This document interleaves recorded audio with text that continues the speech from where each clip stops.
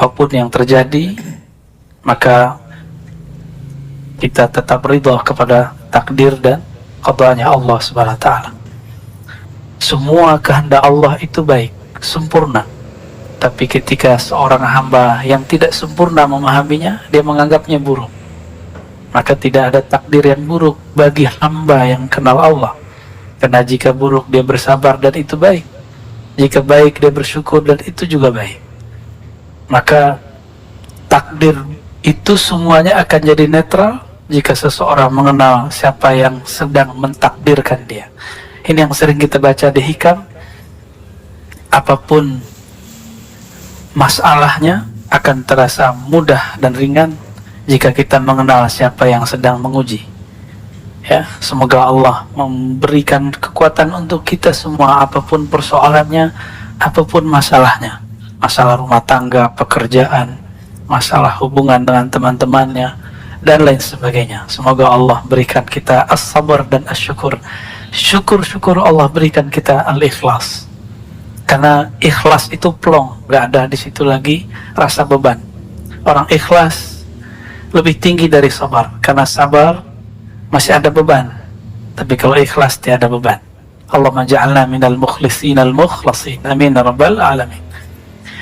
Semoga hati kita bercahaya dengan surah Al-Fatihah. Alhamdulillah. Bismillah. Iya, kenapa ya? Syaratul ladzina waladhdallin. Kita masuk ke hikah yang ke-60 ya. Sebentar. Qala Ibn Athaillah bisanadina al-muttasil ma basaqat. Kelihatan ya, nomor 60. Anggap aja kayak baca Iqra. Ma basaqat aghsanu dhullin illa ala bidhri tam'in. Di sini ada kata kuncinya. Kata kuncinya pada dhul dan tama'. Tidak mungkin ada kehinaan kecuali karena ada ketamaan, ketamakan. Tamak. Jadi tamak bahasa Arab bisa positif, berarti keinginan, bisa negatif, berarti keinginan yang berlebihan. Di dalam surat As-Sajdah ada kalimat wa tama'a, itu berarti berharap. Dan tidak masalah kalimat itu, tapi dalam istilah Al-Quran itu lebih umum daripada istilah bahasa hadis ataupun bahasa harian. Contohnya di Quran ada lafaz dabbah, pernah dengar? Wa ma min dabbatin fil ard illa 'ala Allahi rizquha. Tidak adalah satu binatang melata atau hewan melata ataupun manusia yang berjalan di muka bumi kecuali Allah jamin rezekinya. Kata dabbah artinya semua yang jalan di bumi. Tapi orang Arab tidak pernah menggunakan istilah ini untuk temannya. Hei dabbah gitu. Karena dabbah artinya binatang yang berjalan. Kapan kehinaan akan muncul? Ketika ketamaan bersemi di dalam diri. Ya, ala bidhri tama'in. Jika ini disemaikan ketamaan. Enggak dibersihkan, justru malah disemaikan. Nah, ini yang kemudian jadi catatan Imam Ibn Athaillah As-Sakandari, jangan pernah sama sekali merawat ketamaan. Sifat tamak jangan dirawat, gitu maksudnya. Tamak itu sifat dari hewan ternak. Makanya hewan ternak itu hina. Tapi sehina-hinanya hewan ternak seperti babi. Babi tidak pernah mengingkari takdirnya ketika dia tidur di kotorannya sendiri. Pernah nggak babi mengingkari takdirnya? Tidur di kotorannya sendiri, bahkan nggak ada makanan dia makan kotorannya sendiri. Itu babi pernah protes nggak? Jadi kita ini untuk masalah takdir kalah sama babi. Itu perkataan Imam Sya'rani. Anjing, kata Imam Sya'rani, anjing itu galak tapi tidak tamak. Kata beliau, guruku salah satunya adalah si guguk alias anjing. Maksudnya apa? Saya bingung. Karena dalam pikiran alam bawah sadar orang Indonesia khususnya, anjing itu najis karena mazhab Syafi'i. Tapi ternyata di mazhab Maliki tidak. Di mazhab Maliki anjing tidak najis. Kata Imam Sya'rani, lihatlah apabila anjing makan, itu dia kalau sudah kenyang, walaupun dagingnya masih banyak, daging yang dia santap masih banyak, dia tinggalkan. Dia nggak bawa tabungan buat besok gitu, bekal buat besok. Ada nggak anjing begitu? Maka segalak-galaknya anjing, anjing tidak tamak. Kita sudahlah galak, emosional, rakus, tamak lagi. Nauzubillah min dzalik. Semoga Allah menyembuhkan ketamaan di dalam diri kita semua. Amin ya rabbal alamin.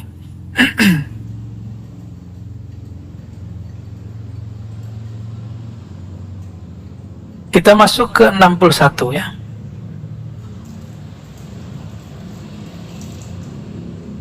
Ma qadaka syai'un mislul wahmi. Ma qadaka syai'un mislul wahmi. Tidak adalah yang mengikatmu, lifestyle, gaya hidup. Ini mainnya di sini ya.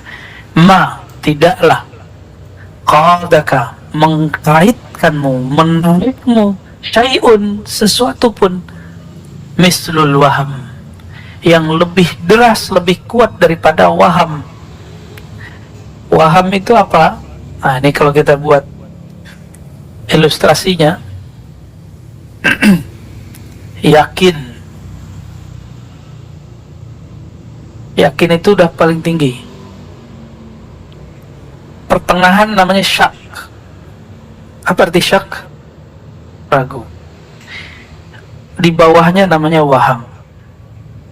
Jadi ini 50% dari 0 sampai 50 disebut dengan waham.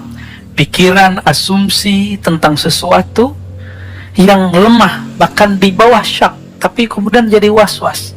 Bentuknya nanti was-was. Atau kata-kata orang. Tadi, apa kata orang? Gitu. Pernah begitu nggak? Apa kata orang kalau aku ke masjid pakai motor? Apa kata orang kalau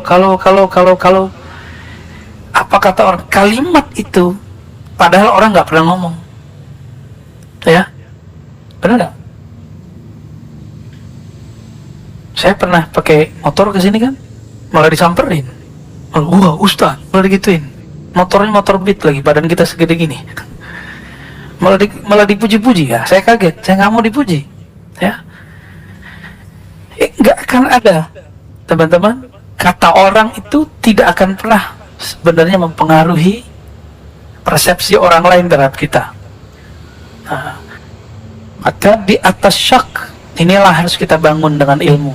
Dari 51 sampai 100. Kalau 100 itu hakul yakin namanya, atau yakin. Ini yang harus kita bangun. Gimana cara membangunnya? Mesti berilmu. Enggak cukup dengan zikir. Saya sudah banyak ketemu ahli zikir, tapi was-wasnya tinggi. Lagi zikir, pikirannya kemana-mana. Kenapa? Karena kalau zikir, main sendiri. Kan pegang sendiri, hitung sendiri, sebut sendiri. Bingung apa yang mau dibayangkan. Kan Allah nggak boleh dibayang-bayangin. Benar nggak? Maka lebih enak, wirid yang paling hebat itu wirid ilmu. Ilmu yang paling tinggi, ilmu mengenal Allah.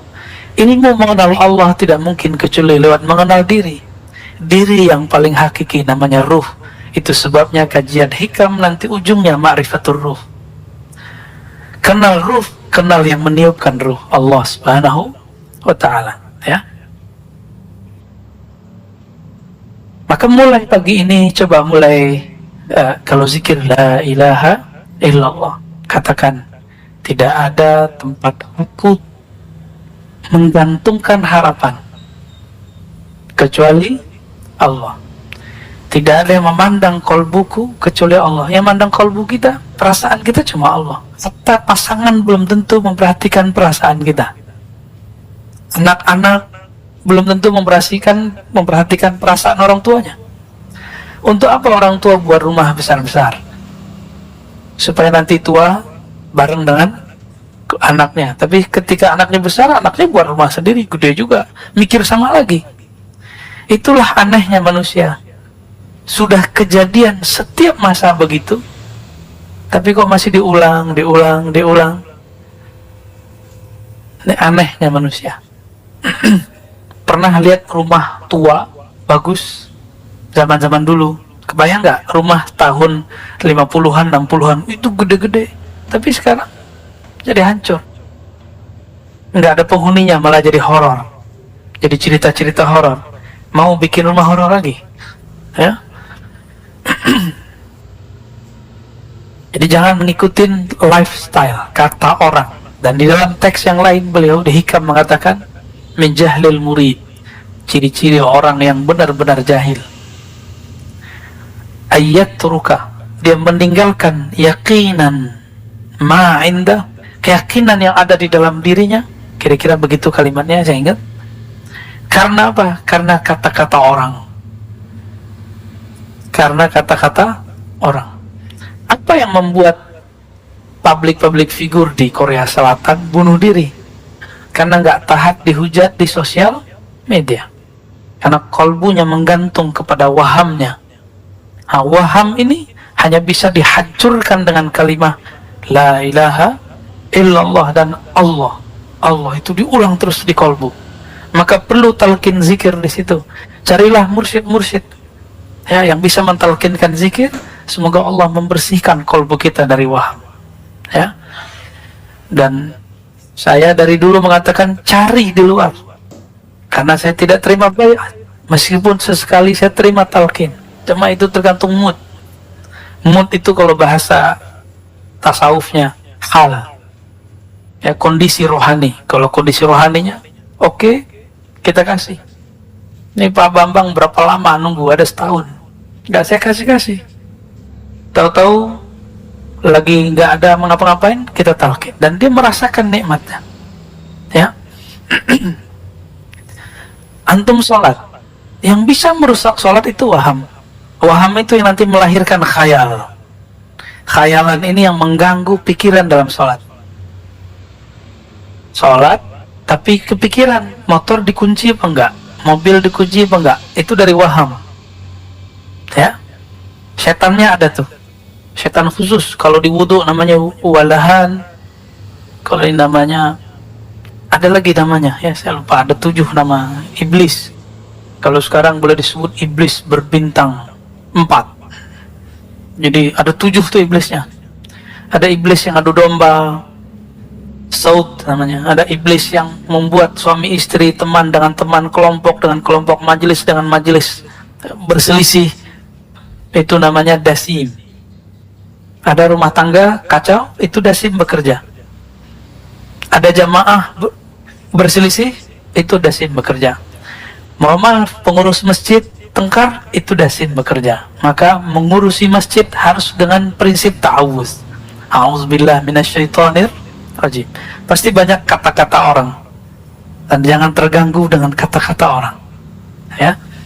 Yang mengizinkan orang itu berkata-kata siapa? Ridho nggak kepada Allah? Maka jangan pandang dia, pandanglah yang menggerakkannya, Allah Subhanahu wa ta'ala. Ini modal saya menjalani hidup.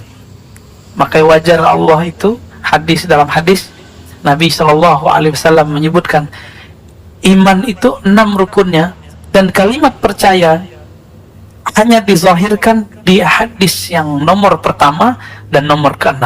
Percaya kepada Allah, dan yang terakhir, engkau percaya kepada takdir. Mau bahagia, percaya kepada takdir Allah, bahwa semua yang Allah kasih itu baik, gak ada yang gak baik.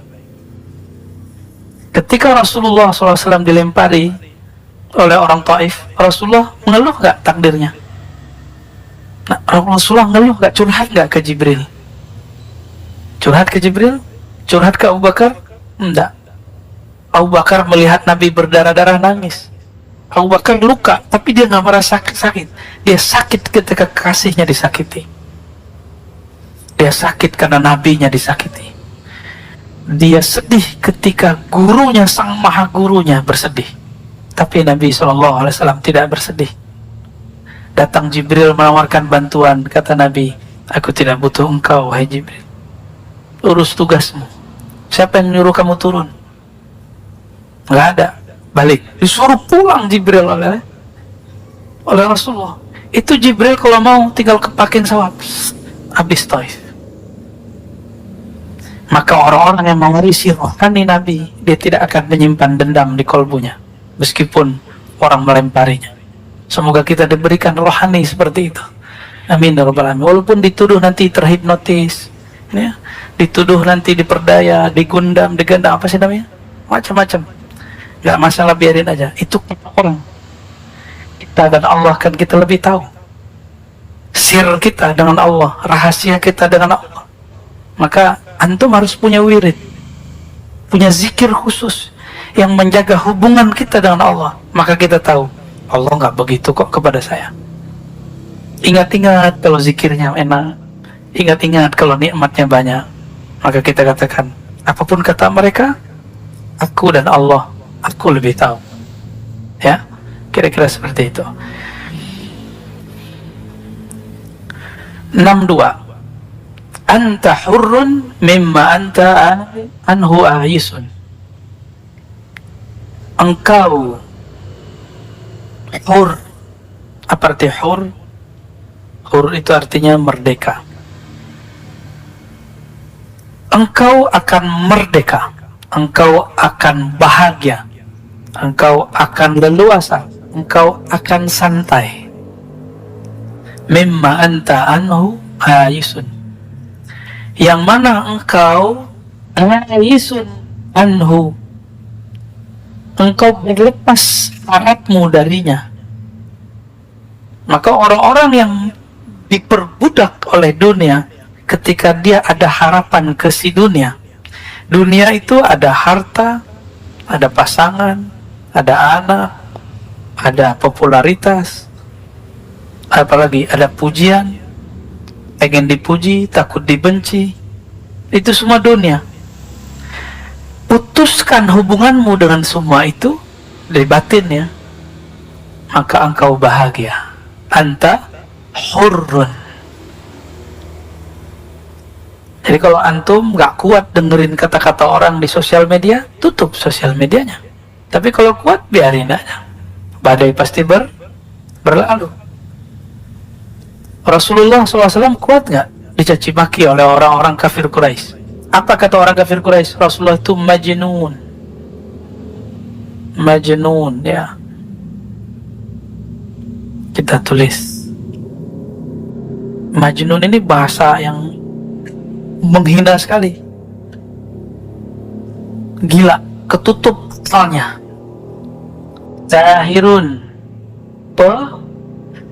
Jadi masih mending saya dituduh dihipnotis, Rasulullah dituduh penyihir.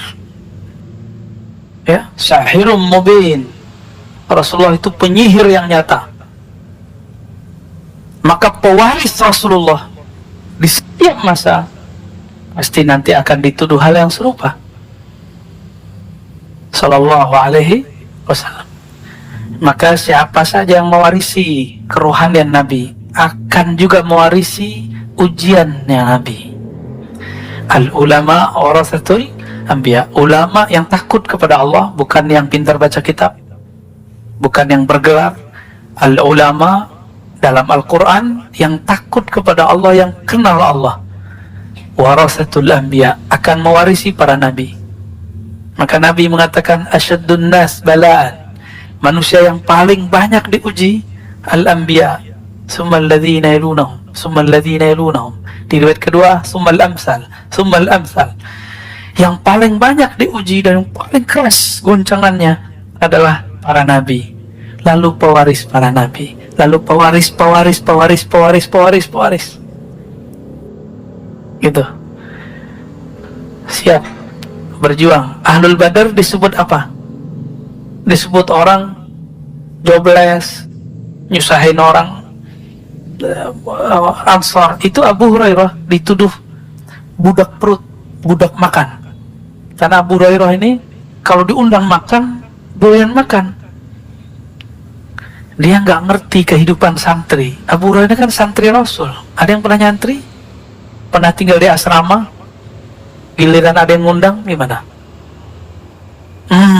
Mahasiswa deh. Mahasiswa ngekos. Giliran ada yang ngundang, makan gimana? Balas dendam, perbaikan gizi. Ya benar, perbaikan gizi. Salah nggak Abu Hurairah makan banyak? Nggak salah.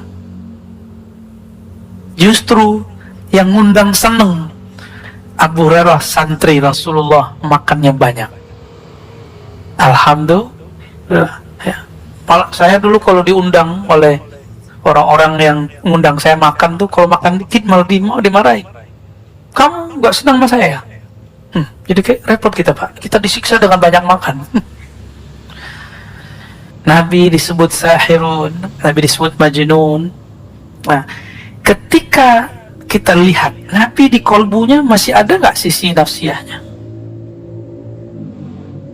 Ini ngecek diri kita masih dominan nggak sisi ego? Bahasa Arabnya nafsiyah. Kalau kita tulis nafsiyah,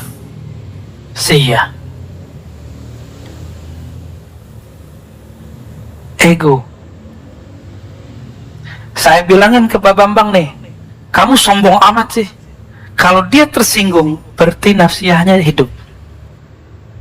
Ini yang menutupi dirinya. Tapi kalau dia datang, Buya, Ustadz, Pak, kalau emang saya sombong, maafin saya. Berarti nafsiyahnya beres. Saya bilang ke Bapak nih, kamu nih otaknya otak setan. Kalau tersinggung, beneran itu. Beneran setan tuh. Tapi kalau kemudian, Tuan Guru, kalau betul dalam diri saya ada sisi syaitannya, tolong dibenerin. Gitu. Gimana Pak? Nanti ada orang ngata-ngatain antum, kamu belagu. Tersinggung nggak? Beneran belagu ente. Ya. Tapi kalau mengatakan, oh iya, maaf kalau saya masih dianggap belagu. Kita ini kan beda-beda tradisi Pak semua. Di kampungnya Bapak, di mana kampungnya Pak? Kediri, orang Jawa Timur, beda adab dengan orang Sunda, beda adab dengan orang Madura, beda adab dengan orang Betawi, beda adab dengan orang Padang. Di kampung saya dulu Pak, sekarang udah mulai baik. Cium tangan tuh nggak ada. Adanya cium, cium pipi. Maunya nggak ada cium tangan sama guru, nggak ada. Saya kesini, saya lihat orang cium tangan guru fisika, guru bahasa Inggris. Saya berpikirlah, masa cium tangan guru fisika, guru bahasa Inggris, tapi saya nggak cium tangan mana guru hadis saya. Maka 3 tahun lamanya, hampir sekitar itu, saya nggak cium tangan mulia guru saya, Syekhna Ali Mustafa Yaakob. Setelah itu kemudian baca satu kitab Ar-Rukhsah fi Taqbilil Yad. Lalu baca juga beberapa hadis ada di Sunan Nasai. Jangankan tangan, kaki pun dicium. Hadisnya sahih. Maka kemudian mulailah saya mencium, dan grogi juga sih nyium tangannya, dan kaku gitu. Dan ini bedanya, karena saya orang Sumatera, itu tangan guru yang saya tarik. Benar ya? Tuh antum tuh. Tapi apakah itu su'ul adab?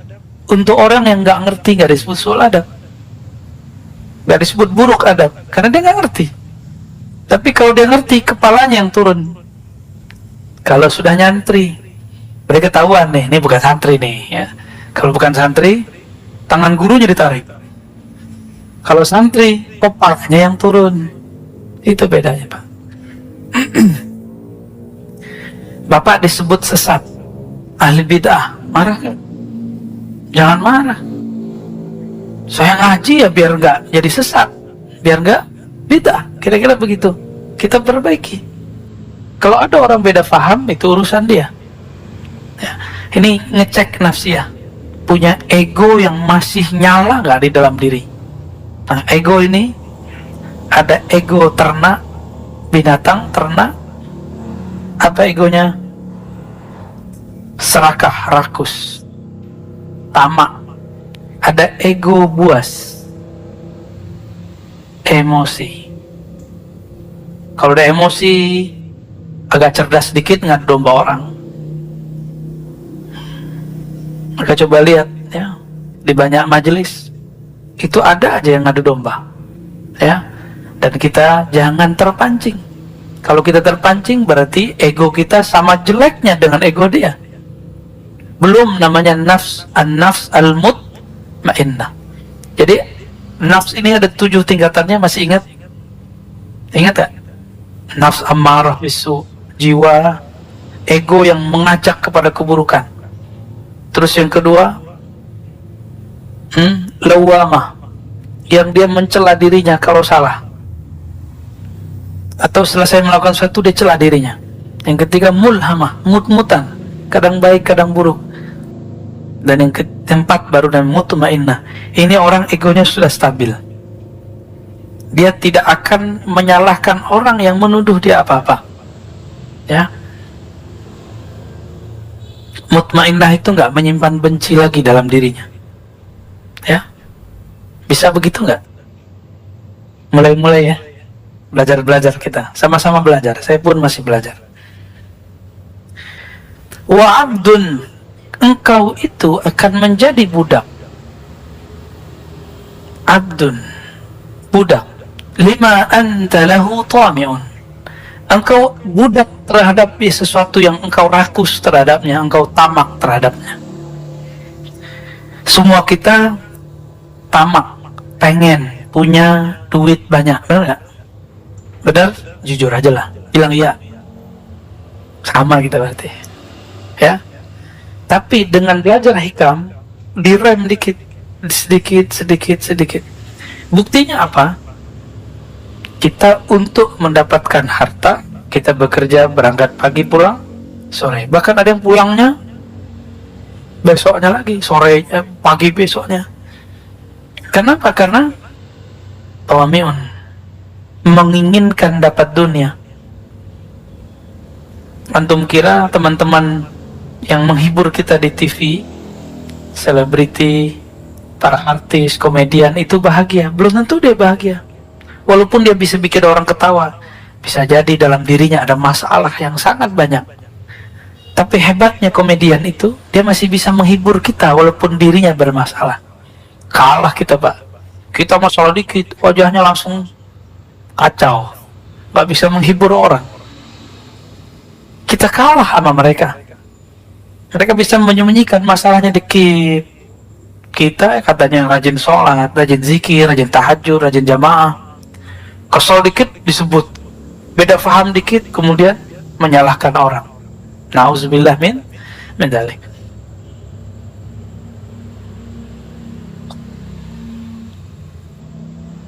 Oke, kita lanjut ya.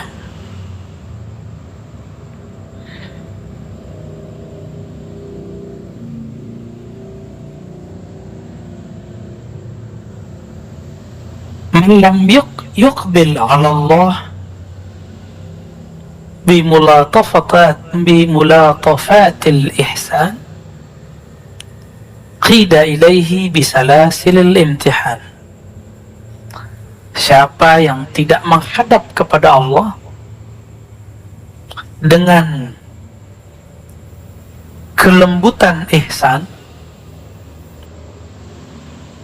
mulatafah, lutf. Allah bernama Latif, ini lutf, itu lembut. Siapa yang tidak menghadap kepada Allah dengan kelembutan ihsan. Ihsan ini, apa arti ihsan? Engkau beribadah seakan memandangnya. Engkau hidup seakan melihat bahwa dialah yang ngatur hidup.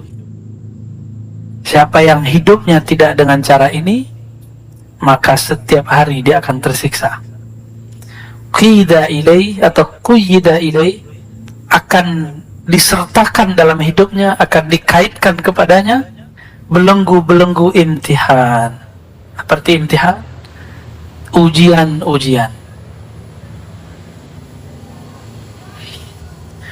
Orang yang merasa diuji terus, dapat bencana terus, dapat cobaan terus. Kenapa? Karena memandang Allah tidak dengan kacamata ihsan.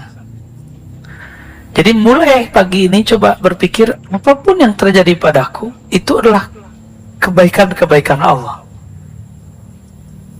Mungkin kita ini kurang penyabar, maka dilatih sabar dengan ujian.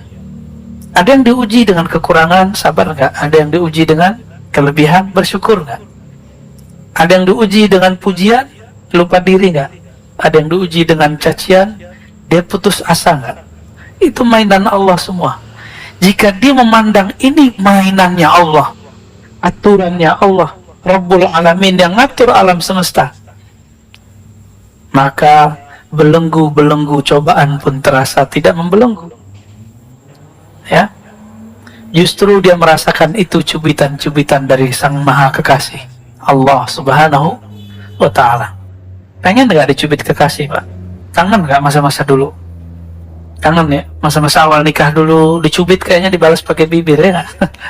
Kalau sekarang udah dipeluk tolak, oh, gitu ya? Enggak gitu, alhamdulillah. Berhasil berarti, Pak.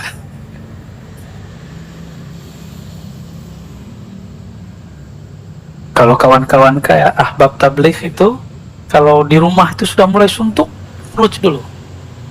Pulang-pulang rindu seperti orang baru menikah lagi.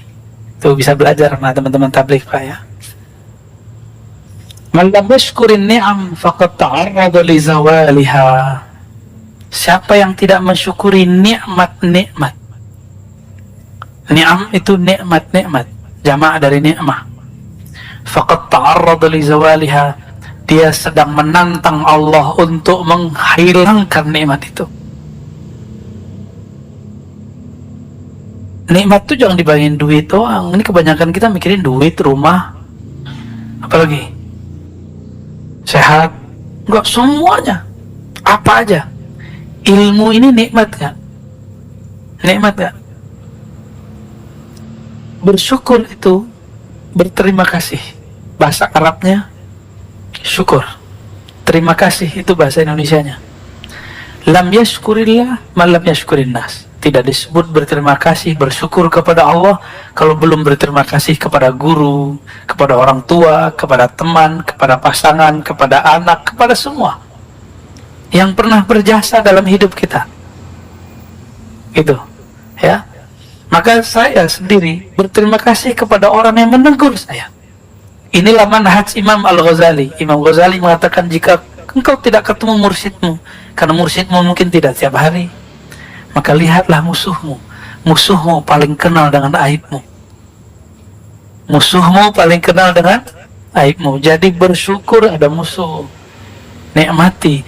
Musuh itu adalah lisannya guru yang agak galak.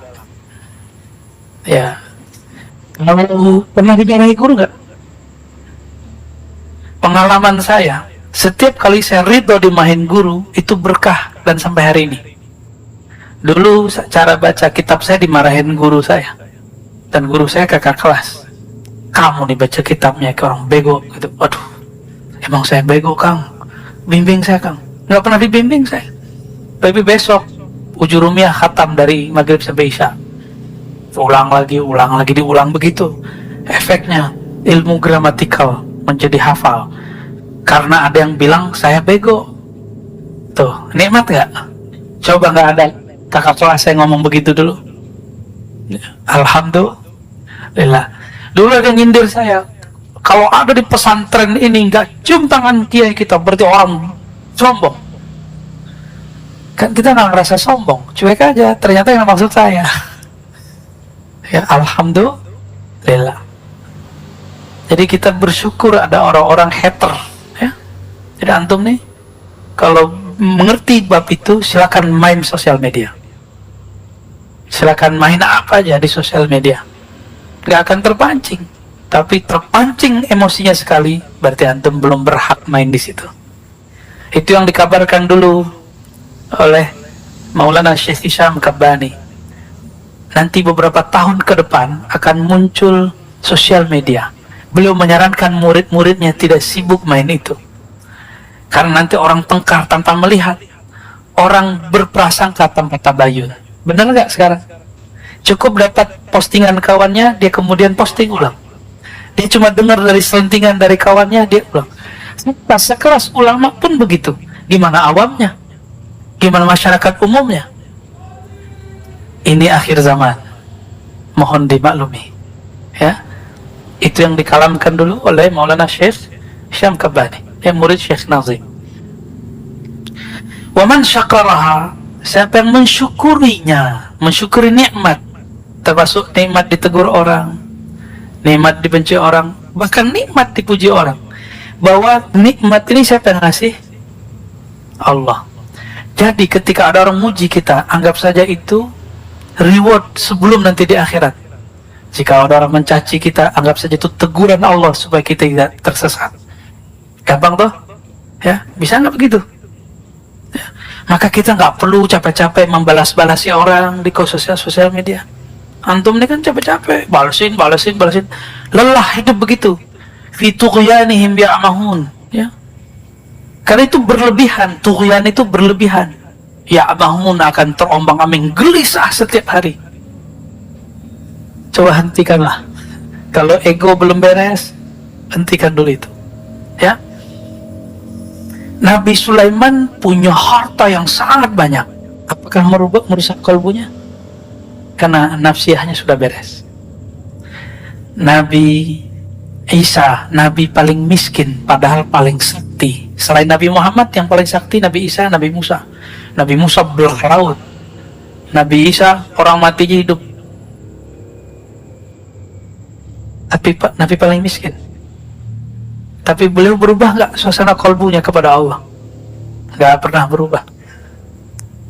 Paham maksud saya? Nah, Nabi Muhammad tuh diberikan dua itu sekaligus. Kadang susah, kadang senang. Dan itu tidak merubah beliau. Kadang dipuja-puji, kadang dicaci maki, dan itu biasa. Kadang beliau banyak pengikut, kadang tidak. Nah, waman syakaraha, siapa yang mensyukuri nikmat-nikmat tadi, faqad qayyadaha bi'iqaliha, dia telah mengikat nikmat itu bi'iqaliha, dengan kaitannya. Apa tali ikatan yang paling kuat untuk nikmat? Namanya tali syukur. Jadi syukur itu pengikat. Banyak orang berpikir memberi itu menghabiskan uang, menghabiskan dana, menghabiskan harta. Enggak. Tergantung nih. Jadi ada yang ngeluh, Ustadz, saya bersedekah, tapi duit saya berkurang. Ya iyalah. Bener nggak? Waras gente. Bukan begitu maksudnya. Katanya berkah. Nah, dia lupa. Keberkahan itu nggak mesti dibalasi dengan angka. Saya sangat banyak melihat orang yang hari-harinya suka berbagi. Allah berikan kenikmatan bahagia dalam dirinya. Orang bahagia itu meskipun terlihat renta, terlihat kayaknya lemah, tapi batinnya bahagia. Kebahagiaan itu nggak bisa dibeli. Antum pergi kemana aja, ada gedung tertinggi di Abu Dhabi, Dubai, naik aja, belum tentu bahagia, apalagi ketakutan. Ya, Allahumma sholli ala Muhammad. Nikmat yang paling besar bagi saya adalah nikmat mengenal Allah. Nikmat mengenal Allah. Mengenal Allah inilah yang membuat kita memandang perannya di semuanya. Kira-kira itulah yang disebut dalam hadis, dalam Al-Quran dan hadis Nabi. Dalam Al-Quran, siapa yang buta di dunia, maka dia buta di akhirat. Apapun kejadian yang antum perhatikan, tidak terlihat peran Allah di situ, buta. Maka orang ini tidak akan diizinkan memandang Allah di akhirat. Ingin memandang Allah? Kita ini kalau sudah jatuh cinta seseorang, pengen ketemu nggak? Pengen ketemu. Bener? Kayak baju cinta aja, baru jatuh cinta ya. Udah lama. Ketika kita senang seseorang, kalau dia lawan jenis, kita pengen dia jadi kekasih kita. Kalau dia teman, kita pengen akrab dengannya. nggak ketemu sehari 2 hari kayaknya rindu, ditelepon, ditanyai, bener nggak? Makanya Nabi itu ketika ada sahabat tidak hadir, tapi nanya, mana si fulan? Disampaikan oleh tetangganya, kamu tadi ditanyai Nabi. Girangnya hatinya, yang tadinya dia sakit demam berhari-hari langsung sembuh cuma ditanyain Rasulullah SAW. Abdullah bin Umar dalam Al-Adab Al-Mufrad karya Imam Al-Bukhari, hadisnya hasan. Ini bukan hadis sahih, bukan kitab sahih. Kitab selain sahih namanya Al-Adab Al-Mufrad karya Imam Al-Bukhari. Satu kali dia jatuh atau apa di riwayat itu, lalu kakinya sakit dan sulit jalan. Ada orang ingat Abdullah bin Umar ini kalau disebut nama Nabi Muhammad oleh orang yang tepat pasti sembuh. Maka diceritakanlah kepada orang yang tepat membicarakan Nabi. Orang itu kemudian datang kepada Abdullah bin Umar. Apa kata orang itu? Abdullah, coba engkau ingat-ingat, kalau perlu kamu panggil, teriak keras-keras orang yang paling engkau cintai. Istrinya ngira dia yang bakal dipanggil. Enggak. Istri duanya juga mikir enggak. Tiga enggak ada semua. Anaknya juga enggak. Anaknya alim-alim. Sayyidina Abdullah bin Umar itu anaknya jadi mujtahid. Enggak ada yang dipanggil. Orang tuanya juga tidak. Umar. Ternyata dia menyebut Muhammad. Langsung badannya bergetar, jantungnya kemudian kuat lagi, langsung berdiri. Sehat ke masjid besoknya. Kita disebut nama Nabi Muhammad SAW, gak ada efeknya. Betapa kerasnya kalbu ini. Berarti kita belum kenal Rasulullah SAW. Kullul qulub ilal habibi tamilu. Setiap hati orang yang punya kalbu kepada kekasihnya pasti cenderung, pasti kangen, pasti rindu. Apakah ciri rindunya? Disebut nama kekasih, matanya berlinang-linang, hatinya rindu, bulu romanya merinding. Disebut Rasulullah Sallallahu Alaihi Wasallam. Maka apapun yang terjadi pada kita, obatnya cuma Rasulullah. Muncullah kemudian oleh ulama kita, dapat ilham mereka. Bersebutlah salawat tibbil qulub. Allahumma salli ala Sayyidina Muhammad. Tibbil qulub. Tibbil qulub dulu, jangan jasad dulu, qulub dulu. Ya Allah, sampaikan salam kami kepada penawar penyakit kolbu kami, pelipur lara sedih kami, Rasulullah SAW. Tibbil qulub wa dawaiha, penyembuh kolbu, penawar penyakit kolbu. Wa dawaiha, sedih, senang, sakit, kesal, emosi. Istri saya dulu pernah umroh, salah jalur keluar, dia masuk di situ, dibentak-bentak oleh orang Turki. Cukup bilang sholli ala Muhammad, berhenti itu orang Turki. Nggak jadi, nggak jadi lagi. Sholli ala Muhammad, berarti di kolbu dia ada cinta kepada Rasulullah Sallallahu Alaihi Wasallam. Jadi kalau ada orang tengkar baca sholli ala Muhammad, ya, kita emosi, katakan Allahumma sholli ala Sayyidina Muhammad. Silakan ditambahkan setelahnya tibbil qulub wa dawaiha. Baru sebutkan wa afiyatil abdani wa shifaiha, penyembuh badan, penawar penyakit badan. Nah, nikmat ini harus kita syukuri. Saya mau tanya Bapak Ibu Saudari, bukan Allah. Ini yang saya sampaikan sejak awal saya ngajar di kampus, di pesantren, di mana. Negeri ini dapat keberkahan, diizinkan Allah buka majelis sekarang di mana-mana. Malah lebih longgar di perkotaan daripada di daerah. Ini nikmat bukan? Bisa bersyukur. Coba kurangi hujatan. Menghujat wali kota kah, gubernur kah? Pernahkah mendoakan mereka? Kalau orang salah, didoain baik atau didoain buruk? Antum salik ilallah, orang yang sedang suluk kepada Allah. Tapi kecuali antum politisi, kalau ada yang salah di antara pemimpin, apa yang dilakukan? Dikompor-komporin terus. Kita bukan politisi, kita ini rakyat. Nikmat jadi rakyat adalah negeri yang aman. Sekarang di Suriah tidak bisa buat pengajian seperti ini. Ada cuma kota Damaskus, itu pun hati-hati. Ayah dari guru saya, Syekh Muhammad Sair Ramadan Al-Buti, dibom lagi ngaji. Maka jangan pernah membiarkan ada pemikiran-pemikiran yang tidak mensyukuri nikmat kedamaian ini. Itu yang mereka ingin memberontak. Ya, beda politik silakan, mengkritik boleh, tapi jangan sampai ada pikiran memberontak. Saya husnuzon kepada orang-orang yang banyak mengkritik pemimpin kah siapa, dia tidak berniat untuk memberontak, tapi niatnya cuma ingin baik, mungkin caranya kurang baik. Kita ditegur orang, caranya nggak baik, terima nggak? Susah terimanya, karena nafsiyah kita belum beres. Ya, kalau ego antum belum beres, ditegur orang tersinggung.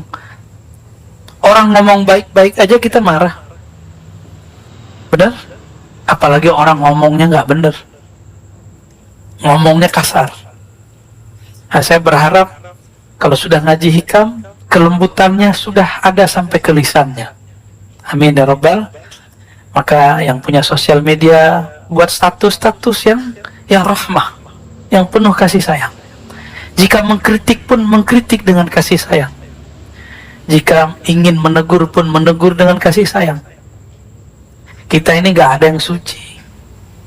Antum jadi mereka belum tentu benar. Ya. Maka jangan kemudian mencaci maki orang, mengata-ngatain orang, lupa dengan diri sendiri. Mengkritisi orang, lupa mengkritisi diri sendiri. Ya, nauzubillah min dzalik. Sudah atau belum? Cukup ya? Gimana, Pak Bambang?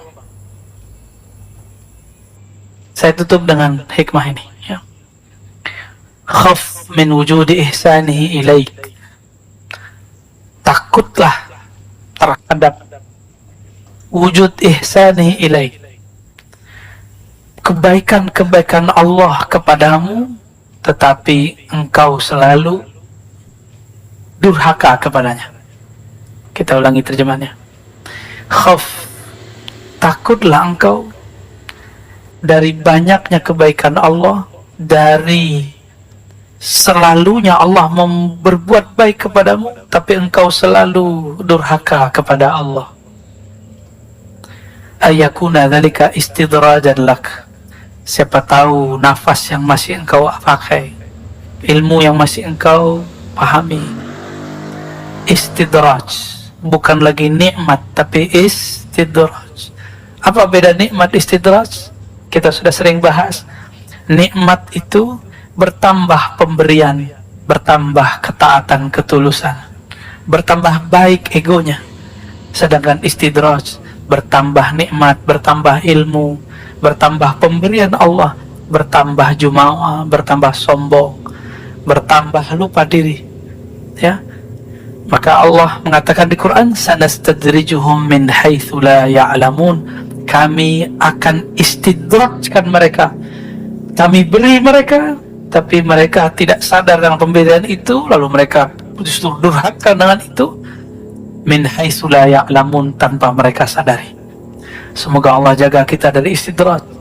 Semoga Allah berikan kita rasa syukur sehingga pemberiannya disebut nikmat. Allahumma ja'alna minasy-syakirin. Ya Allah ya Syakur, salli ala Sayyidina Muhammad Sayyidis Syakirin. Ya Allah, sampaikan salam kami kepada makhlukmu, kekasihmu yang paling bersyukur, yang paling berterima kasih, yang paling bersabar, Sayyidina Muhammad sallallahu alaihi wasallam. Ya Allah, semoga dengan salawat ini sifat syukur kekasih kami Nabi Muhammad dapat diwarisi dalam diri kami. Sifat sabarnya menular kepada kami. Allahumma ya Allah ya Ghaffar ya Ghafur ya Sattar, wahai yang maha pengampun, dosa kami sangatlah banyak. Dosa mata, dosa telinga, dosa tangan, dosa kaki, dosa lisan, dosa kemaluan, dosa perut, dosa dari ujung kepala, ujung rambut sampai ujung kaki. Belum lagi dosa hati ya Allah, dosa syirik khafi, dosa ria, dosa sombong, dosa iri dengki, dosa senantiasa lupa mensyukuri Engkau. Ampunkan dosa-dosa kami ya Allah, ampunkan aib kami ini ya Allah. Fastur auratina bisitrikal jamil. Ya Allah, jangan pandang aib kami ya Allah, jangan pandang aib kami ya Allah, jangan permalukan kami di hadapan Engkau dan makhlukmu ya Allah.